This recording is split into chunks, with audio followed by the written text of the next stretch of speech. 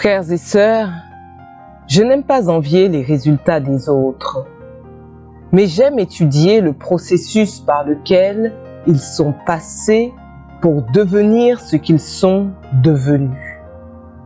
Lorsqu'un homme fait des miracles, lorsqu'un homme réussit dans ce qu'il fait, je n'aime pas demander ses résultats à Dieu.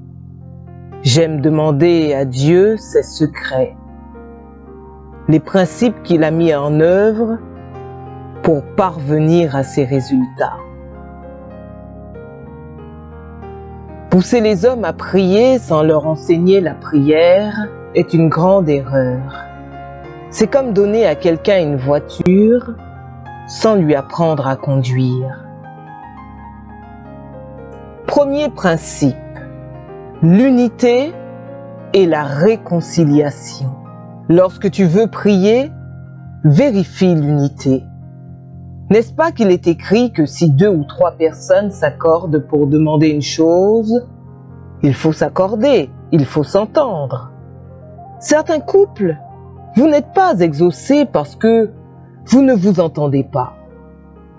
N'avez-vous pas remarqué que depuis que vous vous chamaillez, vos prières ne sont pas exaucées? Dans certaines familles, vous êtes dans la même maison. Vous ne vous entendez pas. Vous vous chamaillez, mais chacun prie beaucoup.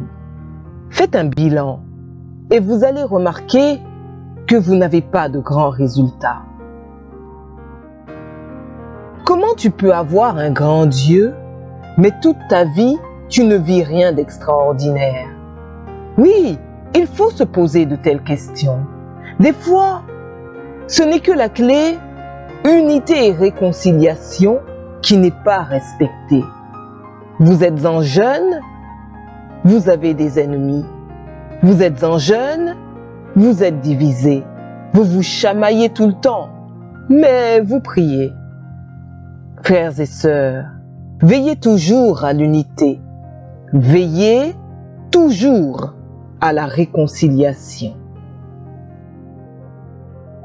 Lorsque tu as déjà expérimenté la puissance de la prière, tu dois devenir un homme faible, qui arrange toujours. Je vois des chrétiens qui sont rancuniers. C'est la preuve que tu ne connais pas la puissance de la prière. Un homme qui vit de la prière ne peut pas se permettre d'avoir de la rancune. Il fait vite pour arranger parce qu'il sait que ça risque de court-circuiter son système spirituel. Il a tort ou il a raison, il fait très vite pour arranger. Pourquoi? Il veut avoir un ciel ouvert. Quand est-ce que tu peux être en division avec quelqu'un? C'est lorsque ça ne dépend pas de toi. Ça veut dire que tu t'es humilié, tu as fait le premier pas et la personne refuse. Elle veut rester dans son coin. Là, devant Dieu, tu es quitte. Tu dois faire de tout ton mieux pour être en paix. Mais si cela ne dépend pas de toi, la personne a décidé de te haïr, elle a refusé de te pardonner, là, tu es en paix avec Dieu. Mais vous devez faire un effort, l'effort d'arranger, l'effort de vous réconcilier. Deuxièmement, la restauration de la communion avec Dieu. Redonner à Jésus-Christ sa place dans ta vie. La repentance te mettre en ordre, et ce, dans tous les domaines de ta vie. Est-ce que Jésus-Christ a toujours sa première place dans ton cœur? Est-ce que tu t'es repenti de tous tes péchés?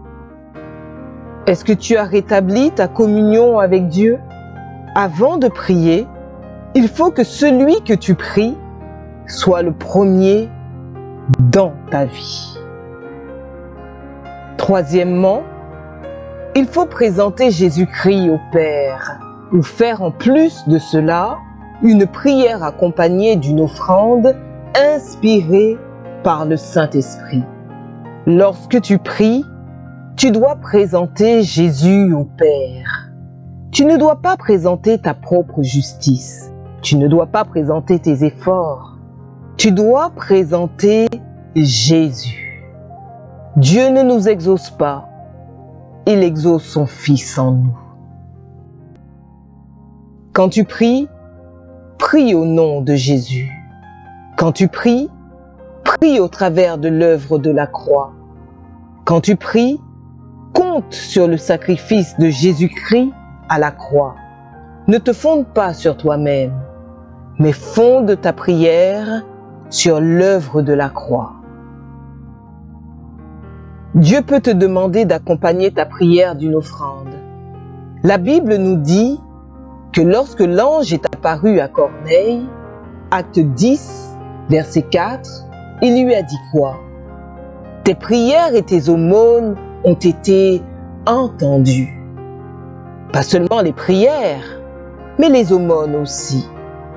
Tu peux faire des prières accompagnées des offrandes que le Seigneur te demande.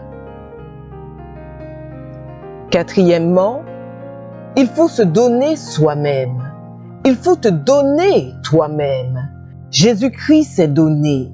Dieu exauce la prière de celui qui s'est donné totalement à lui. Ta vie, tu la donnes à celui qui a donné la sienne en premier. Quand tu pries, tu dois donner ta vie à celui que tu pries. Si tu ne donnes pas ta vie à celui que tu pries, c'est une escroquerie spirituelle. Cinquièmement, il faut connaître celui que tu pries. Connais-tu celui que tu pries? La grandeur de la révélation que tu as va déterminer la grandeur de ton exaucement. Quelle intimité tu as avec Dieu? Quand tu pries, est-ce que tu t'adresses vraiment à quelqu'un? Quand tu pries, est-ce que tu crois que Jésus-Christ est là? Quand tu pries, est-ce que tu crois que Jésus-Christ est ressuscité? Quand tu pries, est-ce que tu crois que Dieu est tout-puissant, qu'il est capable? Quand tu pries, est-ce que tu crois en sa fidélité? Quand tu pries, est-ce que tu crois qu'il est ton Père? Certains, dans votre manière de prier, on voit que vous ne traitez pas Dieu comme un roi. Devant les autorités de ce monde, il faut voir comment tu es respectueux. Mais à l'église, tu n'es pas respectueux et tu n'as aucune révérence dans ta manière de te tenir devant Dieu. Pourquoi? Ton Dieu est petit.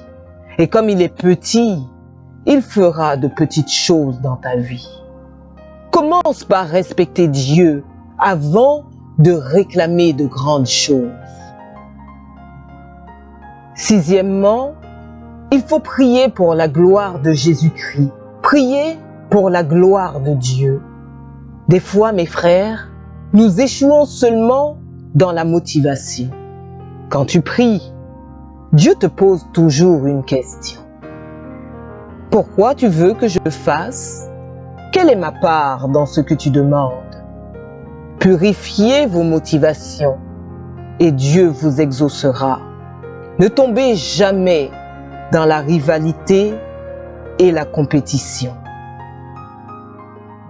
Si tu veux perdre la faveur de Dieu quand tu pries, commence par faire des choses par rivalité. Commence à demander des choses par compétition. Commence par demander des choses pour prouver aux autres. Commence à demander des choses pour ta propre gloire. Tout d'un coup, la grâce s'arrêtera parce que Dieu ne vient pas te glorifier. Il vient se glorifier en toi. Fais tout pour la gloire de Dieu. Septièmement, tu dois connaître qui tu es. Toi, tu es plus qu'un serviteur. Tu es plus qu'un ami. Tu es l'épouse du roi. Est-ce que tu crois ça? Dis, je suis la femme de Jésus-Christ. Je suis l'épouse du roi. Je suis une reine. Défends qui tu es. Tu dois savoir qui tu es.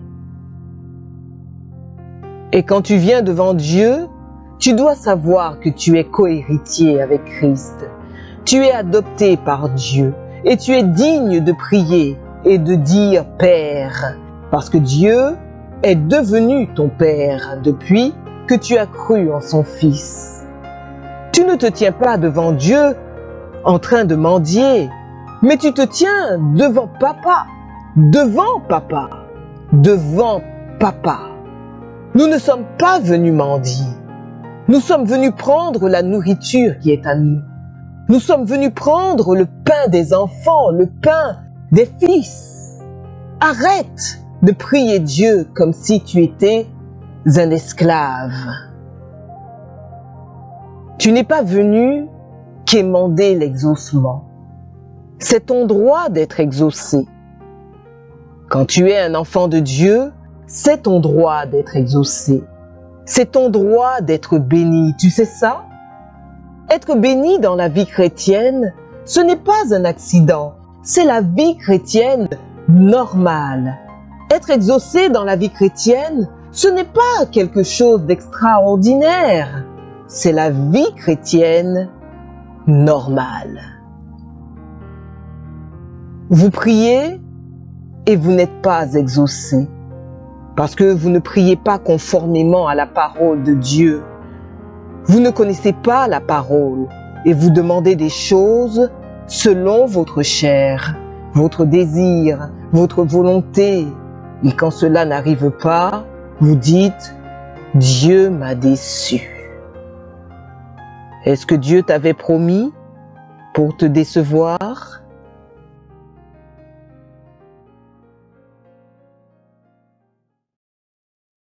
Voilà, c'est tout pour cette vidéo. Mais comme promis, nous allons partager avec vous la citation que nous avons sélectionnée. Quatrièmement, il faut se donner soi-même.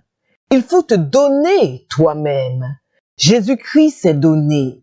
Dieu exauce la prière de celui qui s'est donné totalement à lui.